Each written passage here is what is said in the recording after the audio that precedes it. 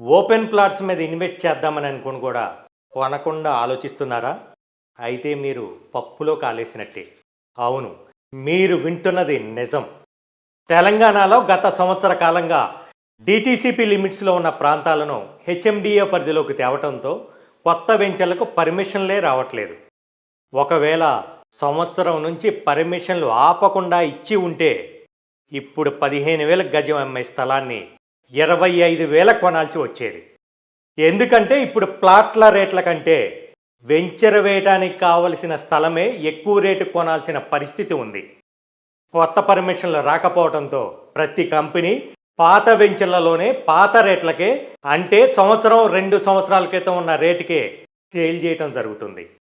ఒక్కసారి FCDA, DTCP, HMDA పర్మిషన్లు ఇవ్వటం స్టార్ట్ అయితే కొత్త వెంచర్లు విపరీతంగా వస్తాయి. అప్పుడు 10,000 కొనేది 20,000కి, 20,000 కొనేది 40,000 కొనాల్సిన పరిస్థితి వస్తుంది. అర్థమైంది కదా? ఇప్పుడున్నది ఖచ్చితంగా బయ్యర్స్ టైమే. కాబట్టి అనుకోకుండా వచ్చిన ఈ అవకాశాన్ని సద్వినియోగం చేసుకొని చుట్టుపక్కల డెవలప్మెంట్కి ఆస్కారం ఉండి అన్ని అప్రూవల్స్ ఉన్న ప్రాజెక్టులలో ఇన్వెస్ట్ చేయండి. తక్కువ సమయంలోనే ఎక్కువ ప్రాఫిట్ వచ్చే అవకాశాన్ని సద్వినియోగం చేసుకోండి.